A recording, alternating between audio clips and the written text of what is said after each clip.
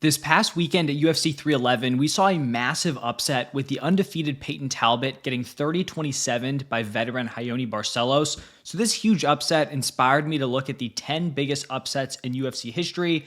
That's what we're going to be running through in today's video. And spoiler alert, the Barcelos-Talbott fight does make the top 10. So starting off here at number 1, the largest upset and probably the most well-known one in MMA history is Ronda Rousey versus Holm. Coming into this fight, Ronda was everything in women's MMA. She was a minus 1,400 favorite. She was undefeated at the time, 12-0. She had just defended her UFC title for the 6th time, and her last 4 title fights had lasted a combined 2 minutes and 10 seconds. So not only was she defending the belt, but she was dominating her competition. Holm was fairly unknown at the time. She was also undefeated at 9-0, but she only had 2 UFC fights, and they weren't super decisive. She had a split decision win over Cal Pennington, and then a unanimous decision win over Mariya and Renan, and really no one gave her a chance in this matchup.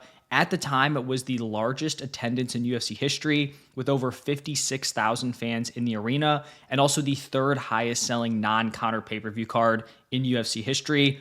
This fight takes place. It was not competitive. Ronda Rousey could not get the fight to the ground. She didn't land a single takedown. Holm outstruck her 38-17. Holm landed 71% of her strikes compared to Ronda Rousey's 26%, and it ended with just a nasty head kick knockout. Pretty much, ended the run of Ronda Rousey, and that was really the beginning of the end for Ronda in MMA and in the UFC. So Holm has the number 1 upset in UFC history. Number 2 is another women's fight, but with very different stakes. It was Mariya Agapova against Shana Dobson, but this was also a minus 1,400 favorite losing. Agapova at the time was viewed as a top prospect in women's MMA. She was 9-1. Her only loss was to Tracy Cortez, who at this time was also having a lot of success in the UFC in MMA. She won her UFC debut with a round 1 submission. She was super well-rounded, had 3 knockouts, 4 submissions on her resume. And then on the other side for Shana Dobson, this was like a top prospect versus a fighter who was just viewed as someone who was not good at MMA. She actually had a pro record of 3-4 heading into this matchup. Very rare to see a fighter with even a 500 record, but a fighter in the UFC with a losing record is pretty much unheard of, but Dobson had that. She was knocked out by Roxanne Modafferi on The Ultimate Fighter. She was 1-3 in the UFC and on a 3-fight losing streak. This fight starts, Agapova looks good, she's landing early on, but she really just completely mismanaged her gas tank. She was looking for the finish. She was completely spent by the time the second round started. Shana Dobson found herself on top in a scramble and then found the finish via ground and pound, and Agapova was just completely exhausted. She was spent. So really just a mismanagement of energy, and Dobson ended up finding the finish there in that matchup. In the 3rd largest upset, we're going to be going back to a title fight where we had the potential GOAT George St. Pierre taking on Matt Serra. I think with hindsight, this is probably the craziest upset ever, just in terms of how these guys' careers went moving forward. It's not like GSP was some sort of fraudulent champion. He obviously went on to have amazing success, like a Ronda Rousey, Holm, finish. In hindsight, right, Rousey just seemed like she was outmatched at the time. She would then lose to Amanda Nunes.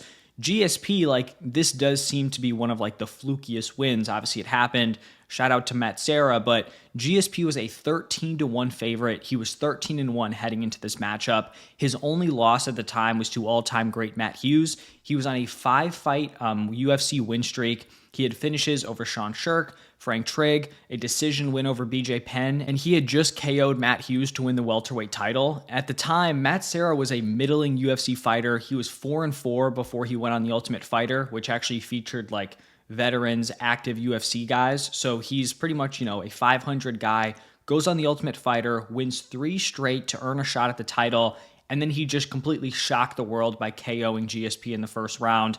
Like I said, with hindsight, probably the craziest knockout of all time.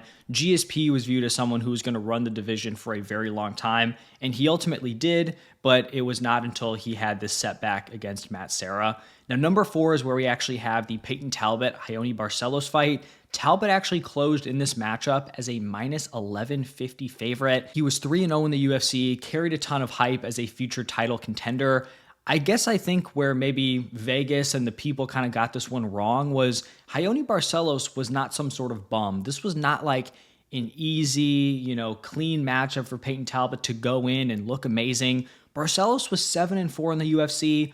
Yeah, he had kind of struggled as of late. He had lost 4 of his last 7, but still someone who is a very solid UFC fighter in, probably a top 2 weight class for the UFC. This fight was not competitive. This was not some sort of like flash KO situation. Barcelos just dominated him on the ground, landed 8 takedowns, racked up 10 minutes of control time. We'll see if Payton Talbott can bounce back, but to be a minus 1150 favorite and get blanked by Raoni Barcelos, it was pretty shocking, and I'm sure this ruined a lot of UFC 311 parlays. Number 5, we're going to be going to Amanda Nunes taking on Julianna Pena. Obviously, the first matchup. Amanda Nunes was a minus 1125 favorite, and I think with some of these upsets, you can look back and think like, maybe the odds were off on this one, like they probably shouldn't have been that extreme.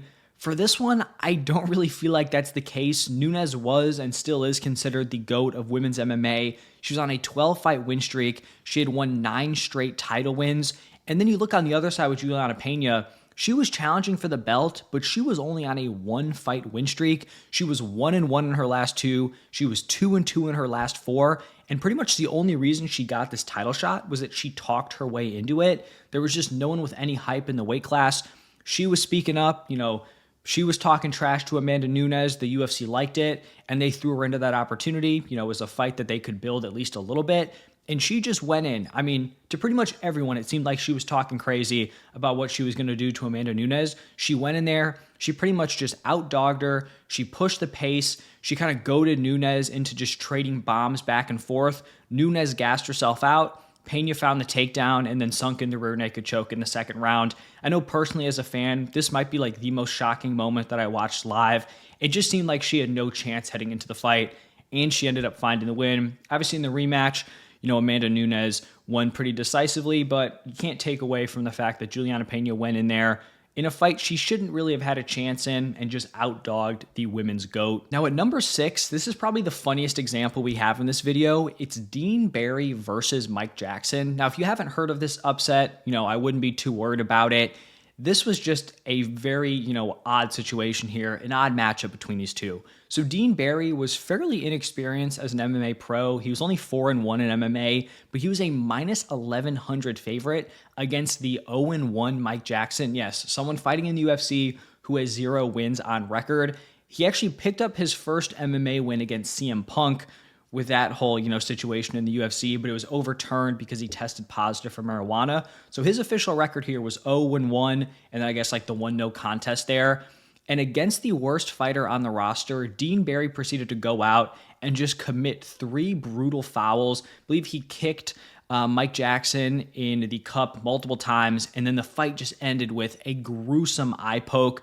Barry ended up losing by disqualification, which, turned into the 6th largest upset in UFC history. I don't believe Dean Barry got another UFC fight. I think he was cut after this one in his first matchup, and then Mike Jackson went on to lose with a vicious knee in his next and final UFC fight. So definitely the strangest example that we're going to talk about here in this video. Now, the 7th largest upset was Iuri Alcantara against Frankie Saenz. This fight took place back in 2015. Alcantara was a minus 1,000 favorite. Looking back on it, the odds seem a little bit odd for this one. He was 6-2 in the UFC. Frankie Saenz, who actually, funny enough, has a win over Merab Dvalishvili on his resume. He was 1-0 in the UFC at the time. Hadn't necessarily faced great competition, but it's not like Saenz was some just awful like opponent here and Alcantara was like a world beater. So minus 1100 favorite does seem kind of crazy for this matchup, but Frankie Saenz just went out there, pretty much thoroughly out-grappled Alcantara, racked up 7 minutes of control time, and then won 30-27 on 2 out of the 3 scorecards.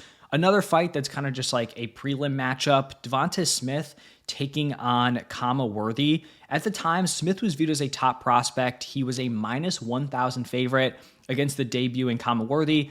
It is important to point out that Khama Worthy took this fight on a week's notice. I believe these guys were actually like friends heading into this matchup. So Devonte Smith was 10-1. He had won 6 straight fights by knockout, 4 straight in the first round. He was 2-0 in the UFC. On the other side, Khama Worthy was 14-6. He was on a 5-fight win streak, but had really struggled against higher level competition and was pretty fragile on the regional scene. So we had regional losses to UFC guys Kyle Nelson, Billy Quarantillo, Paul Felder actually very early on in his UFC career. And then in all 6 of his losses, he was finished. So not ideal that you're getting like knocked out, submitted on the regional scene. Devonte Smith being a knockout guy, I assume the thought was like he's coming in on short notice. Smith is just going to KO him early on. But they go through the first round, and towards the end of that round, Worthy clips Devonte Smith behind the ear with a left hook and ends up finishing him in the first round, leading to the 8th largest upset in UFC history. Number 9 is probably my favorite upset in this video. It was Renan Barao versus TJ Dillashaw 1. At the time when this fight took place, Renan Barao looked unbeatable. He was 32-1 on a 32-fight win streak. The only loss in his pro career was his debut. He had won every single fight since then. He had 4 title wins in a row, including 3 straight finishes over Uriah Faber, Eddie Wineland, and Michael McDonald. So Renan Barao was a minus 1,000 favorite against TJ Dillashaw. Dillashaw we know now, as a great champion at bantamweight, someone who's had an amazing career, but at this point, he was still fairly unproven. He had had success in the UFC. He was 5-2, but in terms of like the best 2 opponents he faced, Rafael Assunção and then John Dodson, he had lost to both of those guys. So when he did get the step up in competition, he hadn't necessarily come through. And so when this fight took place, I think a lot of people just viewed TJ Dillashaw as prey. Even like the commentary, they're acting like it would be almost impossible for TJ Dillashaw to pull this off. And the fight was not even close to competitive, but it was in the other direction. TJ Dillashaw went out and blanked Renan Barao through 4 rounds and then knocked him out in the 5th. This was really the coming out party for TJ Dillashaw. And then TJ also proved that it was not a fluke when he went out and beat him even worse in their rematch. This was pretty much the end of Barao's run at the top. He would go 2-9 after this fight. And went from pretty much being unbeatable to going on a very, very long losing streak to end his UFC career. And then here we have the 10th and final largest upset. This is the second most recent example, and it was Cong Wang against Gabriella Fernandes. Wang was a minus 950 favorite going into this fight. She was 6-0 as a pro, was coming off a round 1 KO in her UFC debut, and she was someone that was gaining a lot of hype from beating Valentina Shevchenko in kickboxing. This was almost viewed as like the women's Alex Pereira, where could Cong Wang kind of just cruise through the division to a title shot, reignite that rivalry in the same way that Alex Pereira did. Fernandes on the other side was 9-3, but she was 1-2 in the UFC, and that one win was a split decision. When the fight took place, Cong clearly won the first round, but then Fernandes went out, club and subbed her in the second, got the finish with the rear naked choke, which led to the 10th largest upset in UFC history. So those are the top 10. I think there's an interesting mix of some lower level matchups, some title fights. Some of these, like I said earlier, make a lot of sense in terms of why the person was viewed as a huge favorite. Others a little bit more curious, but let me hear your thoughts down below. If you enjoyed the video, hit that like button, subscribe. Thank you for stopping by, and I will see you in the next one.